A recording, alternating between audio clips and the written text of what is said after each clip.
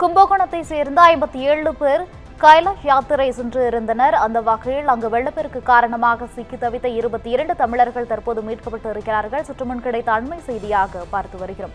மேலும் கூடுதல் விவரங்களுடன் இணைகிறார் எமது சிறப்பு செய்தியாளர் கிருபா அவர்கள். கிருபா, வணக்கம். தற்போது வெள்ளத்தில் சிக்கிய 22 தமிழர்கள் மீட்கப்பட்டு இருக்கிறார்கள். இந்த மீட்பு பணி குறித்த கூடுதல் விவரங்கள் என்ன?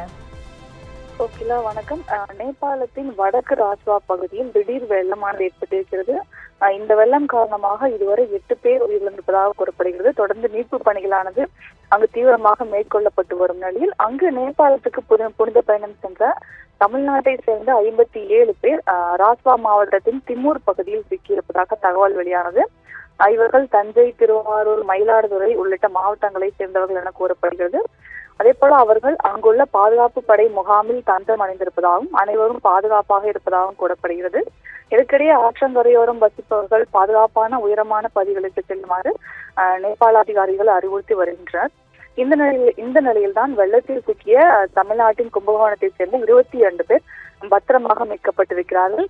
இதில் அந்த 57 பேரும் கைலாஷ் யாத்திரைக்காக சென்றிருந்த போது இந்த வெள்ளத்தில் சிக்கியிருக்கிறார்கள். தொடர்ந்து 22 பேரும் பத்திரமாக மீட்கப்பட்டிருப்பதாக வெளிநாடு வாழ் தமிழ்நாடு கூறியிருக்கிறது.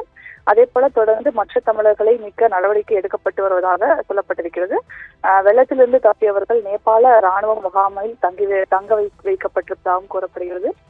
தொடர்ந்து அங்கு சிக்கியிருக்கும் 57 தமிழர்கள் பாதுகாப்பாக இருப்பதாகவும் அயலக தமிழர் நலத்துறையானது தெரிவித்திருக்கிறது. தொடர்ந்து தமிழ்நாடு இல்லம், மத்திய அரசு தூதரகம், காத்மாண்டு தூதரகம் மூலம் மீட்பு நடவடிக்கைகள் தீவிரப்படுத்தப்பட்டு வருவதாகவும் தெரிவிக்கப்பட்டிருக்கிறது. தகவல்களுக்கு நன்றி கிருபா.